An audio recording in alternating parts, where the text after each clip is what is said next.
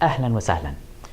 Right now, I want to talk a little bit about regular plurals and the ways that they function when they are part of an idafa, specifically if they're part of the idafa before the end. There is one little wrinkle in standard written Arabic about how they perform.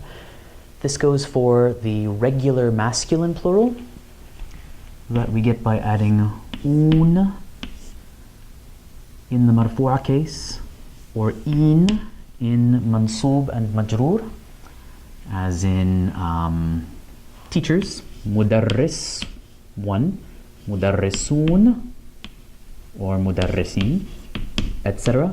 And also for the plurals in Arabic.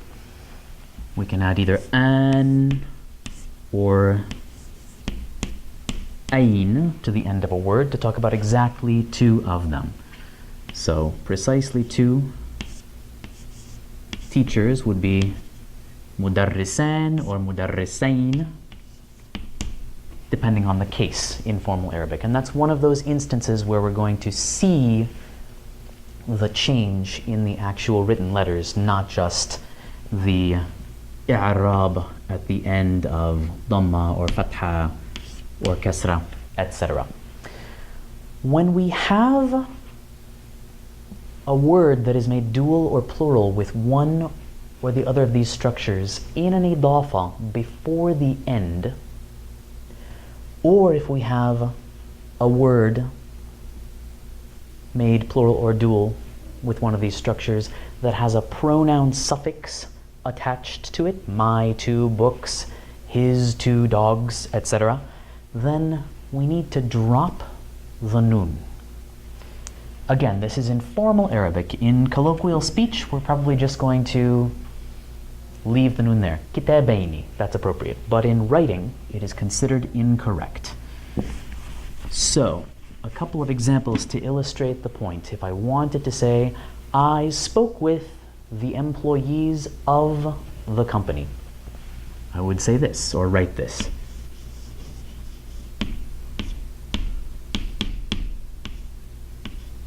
تكلمت مع. Now, the employees of the company. We have an idafa there. And I have a preposition, so employees is going to be majroor because of that preposition. So it could be tempting to write موظفين الشركة, but I need to drop that noon. So it's going to wind up like this.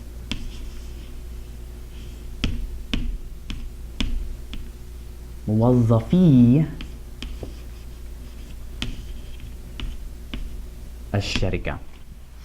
It looks a little silly if you don't know about this rule, but if you encounter that in a text, it's correct because this is an idafa, and because موظفين, which is what it would be, is not the last word of the idafa, we need to drop that noon.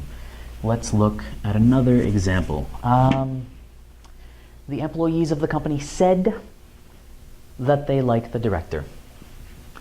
We'll make that a jumla ismiya. We could do it as a jumla fa'liya, but let's make it a jumla ismiya.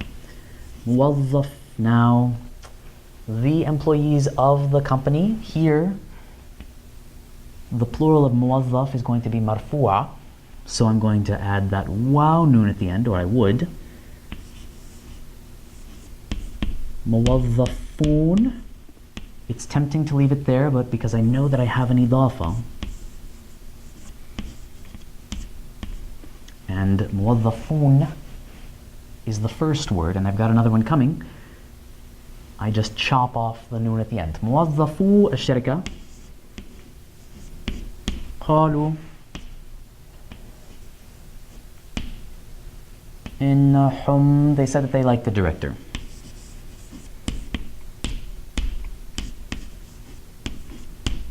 يحبون المدير.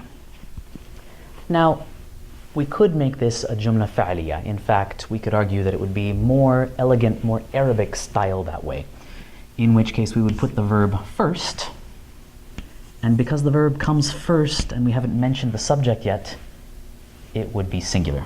قال موظفو الشركة, etc. Either way would be fine.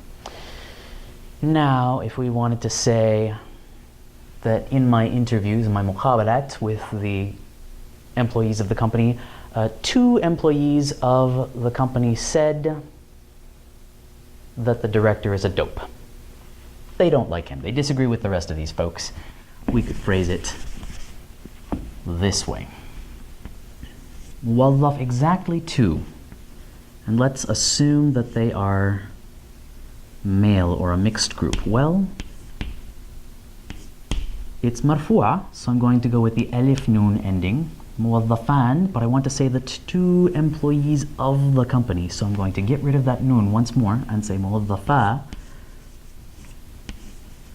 الشركة. قال, they said, the 2 of them, إن المدير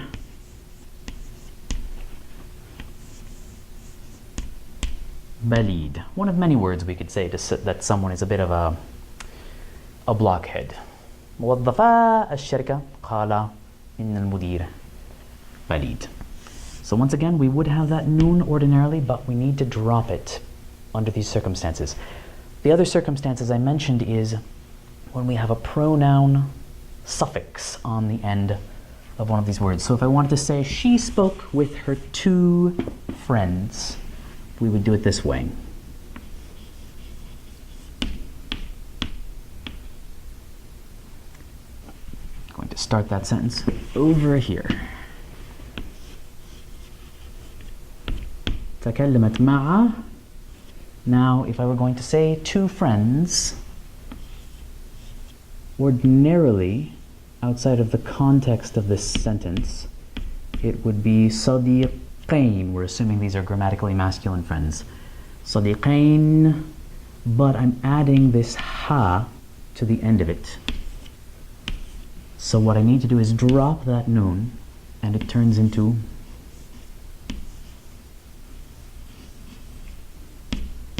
صديقيها. We need to make sure that our eyes don't register this ya as somehow the possessive pronoun for ana, صديقي, my friend, because that would give us a strange double meaning. صديقيها, my friend or her friend, who knows? What we've got here is a dual, but with the noon sliced off because we have a pronoun suffix coming at the end. One little wrinkle to watch out for as we work towards becoming fluent and fluid readers and writers of Arabic.